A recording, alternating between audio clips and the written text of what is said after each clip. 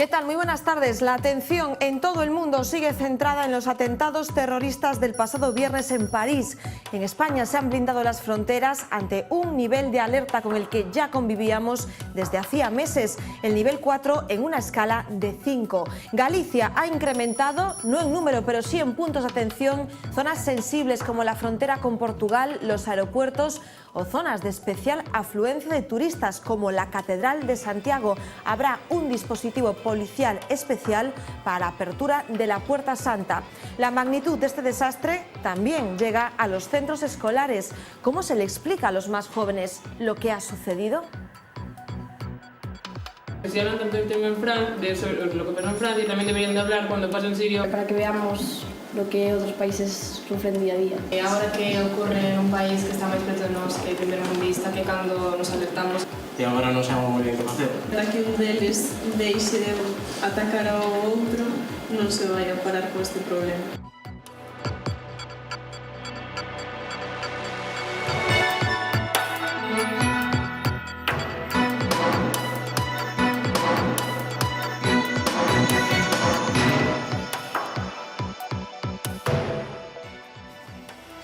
Ni la primera, ni la segunda, ni la tercera empresa. Después de la renuncia de la compañía malagueña Perea Rojas a servir el catering de una decena de colegios en Santiago de Compostela, las siguientes en la lista también han renunciado. Los padres están hoy que no se lo creen.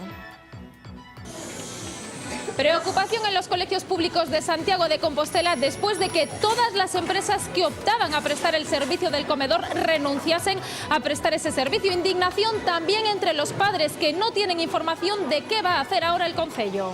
O que non é de recibo é que se sabe que o curso empezou o día 10 de setembro e que non pode ser e cada 17 de novembro non teñan isto resolto. Nos parece un tema respetablemente serio como para que as empresas anden xogando ahora renuncio e mañá renuncias ti.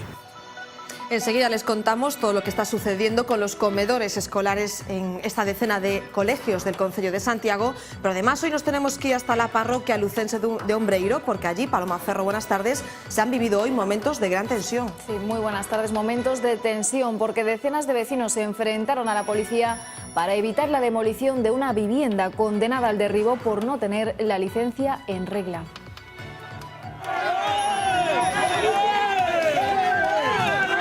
Bloquearon incluso el acceso al chalet con tractores y vehículos. Finalmente, y ante la amenaza de multas, dejaron que pasaran los miembros de la Axencia de Protección da Legalidade Urbanística y comenzó la demolición. La casa pertenece a dos hermanos, David y María, que consideran que el derribo es ilegal porque no les fue notificado a ellos, sino a su madre. Pagamos sus impostos, pagamos su IBI, pagamos todo. E yo comunicamos, nos enteramos que nos van facer a demolición da vivenda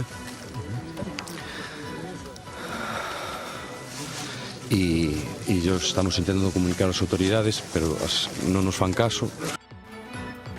La socialista Áurea Soto, exconcejala de urbanismo en el Concello de Ourense, ha declarado hoy acusada de un presunto delito de prevaricación. Se la juzga por haber legalizado un parking subterráneo en la plaza de San Antonio, teniendo en cuenta que ese subsuelo había sido declarado público. Soto, que ha estado arropada por compañeros socialistas y también del BNG que gobernaron con ella, ha negado que prevaricara. Asegura que actuó conforme a los informes jurídicos y técnicos, aunque el experto que avaló su actuación también está imputado en este caso. La Fiscalía pide para ella 10 años de inhabilitación. El alcalde de A Coruña, Xulio Ferreiro, ha participado esta mañana en un acto en Madrid con la regidora de la capital, con Manuela Carmena. El alcalde de Marea Atlántica ha censurado el funcionamiento actual de la Federación Española de Municipios y Provincias. También ha criticado la inversión realizada en el puerto exterior de A Coruña. Ha comparado esta infraestructura con el polémico y poco transitado aeropuerto de Castellón. Pero la mayor contundencia la ha mostrado con el presidente de la Xunta, al que acusa de venderse bien, pero no haber hecho nada por Galicia en 8 años. Sí, Feijóo hace cosas bien, se vende muy bien. Es decir, habla bien. Y es capaz, y eso yo creo que es una gran virtud, es capaz de ocultar debajo de la puesta en escena la inacción absoluta durante 8 años de gobierno. En 8 años de gobierno en la Xunta no podemos decir que nada esté mejor que cuando llegó Núñez Feijóo. Las mujeres somos más prudentes al volante, pero los hombres tienen más habilidad. Seguro que lo han escuchado en alguna ocasión. Es uno de los tópicos sexistas sobre conducción. Pues bien, un estudio acaba de desmontarlos, pero no para decir quién es mejor, sino para plantearnos la combinación ideal. Ella conduciendo y él de copiloto. Esa es la fórmula que reduce la accidentalidad en las carreteras. Luego les contaremos por qué y también haremos un pequeño experimento para aclarar una cuestión que seguro que se han planteado en alguna ocasión. ¿Serían ustedes capaces de sacarse ahora, tras años conduciendo, el carné de conducir? ¿Superarían el examen práctico y el teórico? Enseguida nos ponemos al volante. Esto que acabas de hacer tú, por ejemplo, sí es motivo de un deficiente. ¿Por qué? Porque has cruzado 2 carriles para salirte de la rotonda. Ya lo he hecho mal, ¿no? Sí, tienes que girar por tu derecha, al igual que llevar la mano en la palanca de cambio, también. Las manos siempre tienen que ir al volante. Eso son todo deficientes que te van marcando. Vuelves a la mano. Estoy nerviosa, Francisco? No te preocupes. Y luego hiciste algo ahí también un poco incorrecto. Písate el embrague muy pronto. Madre mía, cuántas cosas.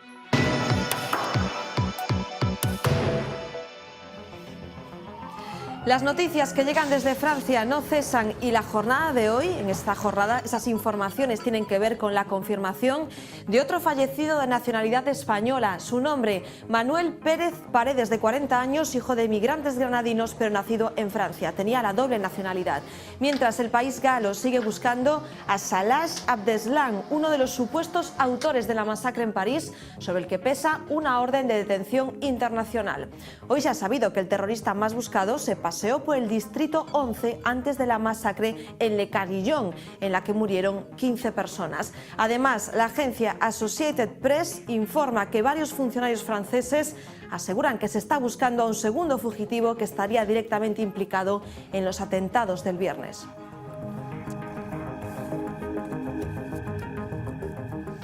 El presidente francés François Hollande declaraba ayer el estado de guerra al Estado Islámico, pero consciente de que Francia no podrá luchar sola, hoy ha comenzado los contactos diplomáticos para reclutar apoyos. Ha solicitado de forma oficial ayuda militar al resto de países europeos, invocando por primera vez esa cláusula de los tratados comunitarios que apela a la solidaridad en materia de defensa.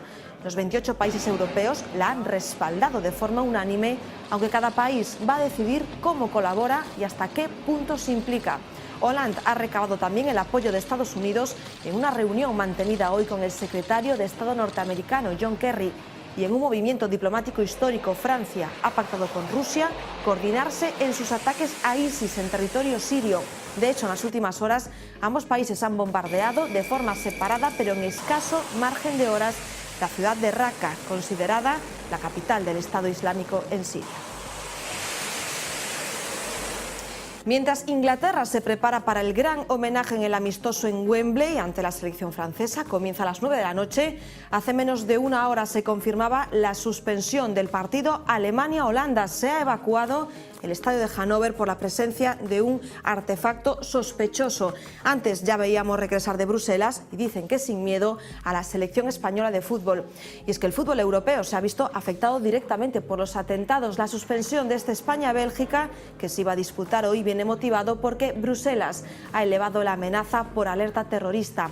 Entre los puntos de la ciudad en los que se ha concentrado la investigación se encuentra precisamente el escenario del partido, el estadio Rey Balduino. Se cree que el sospechoso en busca y captura, Salah Abdeslam, fue trasladado desde París a una zona cercana a este estadio tras los atentados. La selección española llegaba esta misma mañana a Madrid.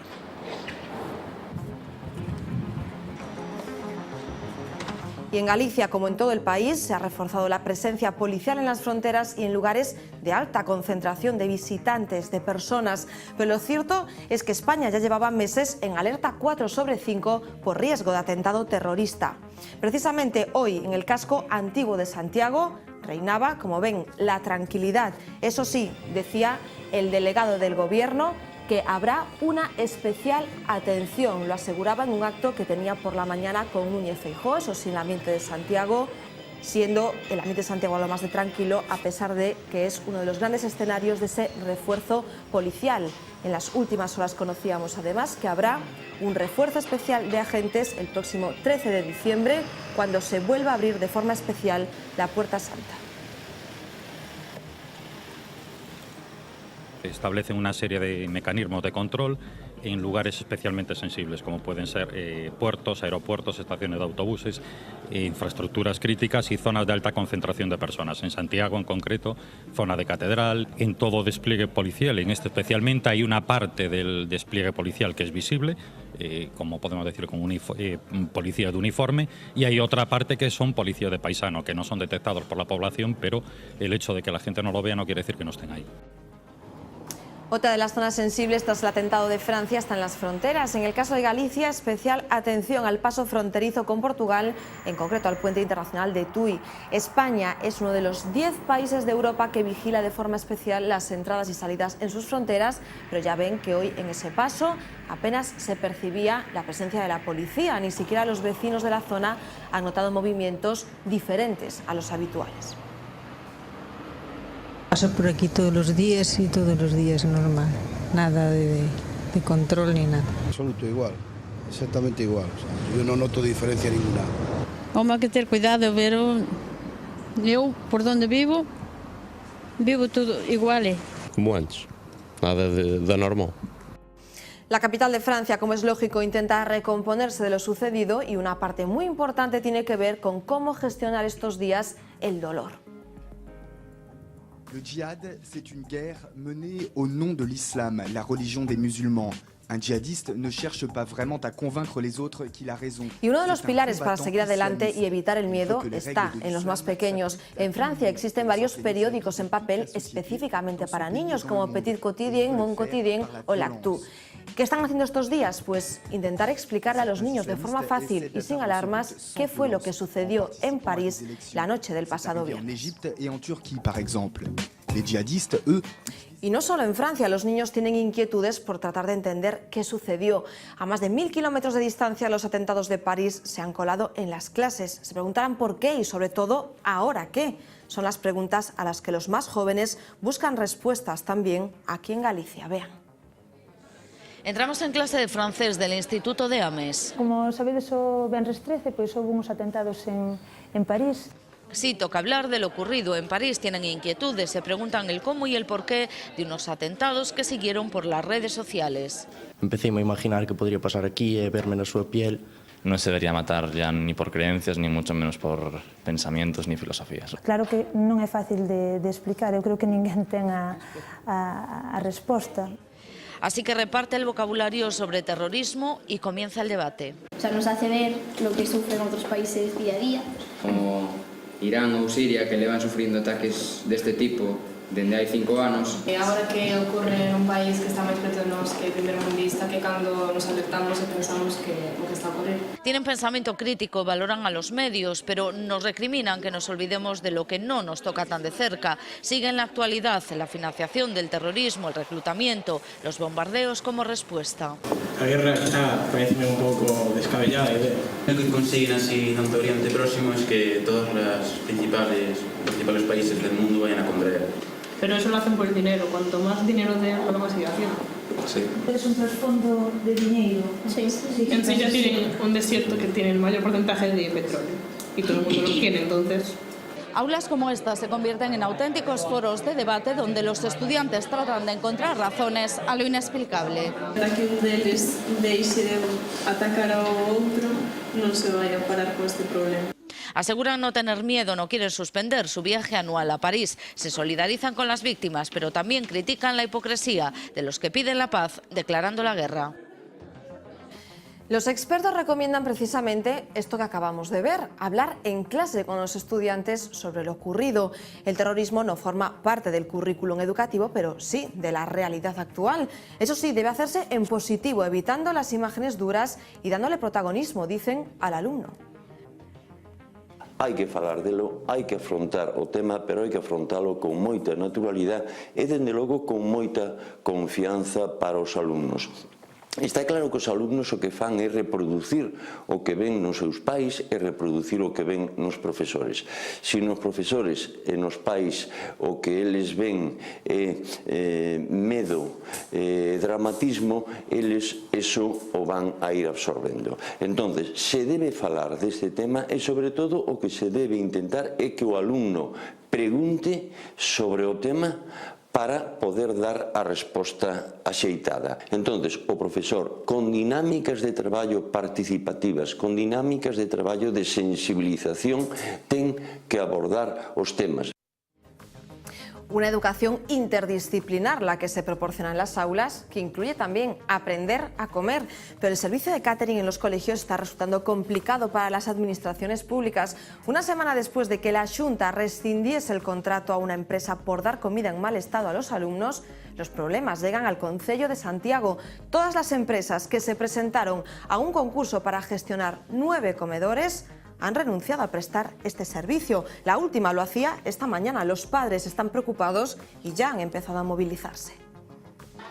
Ellos comen tranquilos, pero sus padres están preocupados, incluso enfadados. Indignados, ¿no? Un pouco sorprendente, a verdade. Estamos a mediados de noviembre y las AMPAs de colegios públicos de Santiago desconocen qué empresa les dará de comer a sus hijos este curso. O que non é de recibo é que se sabe que o curso empezou o día 10 de setembro e que non pode ser e cada 17 de novembro non teñan isto resolto. Las 3 empresas que optaron al concurso han renunciado al contrato. El viernes se autoexcluyó Perea y Rojas tras la polémica suscitada por la comida en mal estado que distribuyó la firma en otros centros públicos. El lunes renunció Ruta Xacobea, alegando que estaban inmersos en otros proyectos. Y esta mañana era Ser Unión la que rechazaba el contrato con el Concello compostelano. Eu non me quero abogar a ningún tipo de teoría conspiranoica, non? Sí que é certo que despois de 8 anos de experiencia nunha administración local nunca tal vin. La última empresa en renunciar es la que da el servicio en Santiago desde hace 2 años. El contrato está prorrogado y se ampliará mientras no haya una solución. Diferenzar, ¿no? O que era unha situación transitoria de moi poucos días, como ia ser, a unha situación transitoria de non sabemos canto tempo, que é a que se nos presenta agora, ¿no? Mientras el Concello decide si convocar un nuevo concurso o habilitar una fórmula de contratación express, la Federación de AMPAs ha empezado a movilizarse. Esta tarde se analizaba la situación en algunos centros a la espera de la reunión de este miércoles. Os pais, a maioría, estarán preocupados porque pensarán, bueno, necesito ese servicio, a ver si quedamos de un día para outro sin él. Estamos preocupados porque estamos falando da alimentación dos nosos fillos. E nos parece un tema respetablemente serio como para que as empresas anden xogando ahora renuncio e mañá renuncias ti. Una polémica, la de los comedores, que lleva días en las portadas y que ha reabierto el debate de fondo sobre un modelo que prima el precio por encima de la cercanía de la cocina o de la utilización de productos locales. A pesar de lo que está sucediendo estos días, Galicia fue pionera en el diseño de menús escolares. Bajo el gobierno de Manuel Fraga se editó un manual que se llama precisamente Menús Escolares. Ese libro es la base de la guía que está ahora en vigor y que deben cumplir las empresas concesionarias del servicio del comedor. Hoy hablamos precisamente con el responsable político de ese manual, el exconsellero de Educación con Manuel Fraga, Celso Currás. Para evitar los problemas con las empresas concesionarias, este inspector de Educación recomienda controles sorpresa sin previo aviso en toda la cadena de alimentos, desde que se elaboran hasta que se ponen en las mesas de los más pequeños. Bueno, Celso Currás es conselleiro de Educación co goberno de Manuel Fraga, impulsor desa primeira guía de comedores escolares, pioneira a nivel nacional e que segue sendo unha referencia para as empresas que prestan servizo. Supoño que é un orgullo que hoxe en día, 13 anos despois, esa guía siga vixente. Sí, non solamente gracias a Consellería de Educación, senón a un equipo moi importante, o Departamento de Pediatría da Universidade de Santiago, do Complexo Hospitalario da Universidade de Santiago, que chamamos naquel momento para darlle un pulo a unha das facetas quizáis máis abandonadas do comedor escolar, que era a faceta educativa, a faceta nutricional. O comedor escolar, que naceu hai moitos anos, a mediados do século pasado, nacía para ser un complemento da escolarización, é dicir, cando os nenos non podían ir xantar á súa casa a mediodía, pois tiñen que comer, e aí naceu realmente o comedor.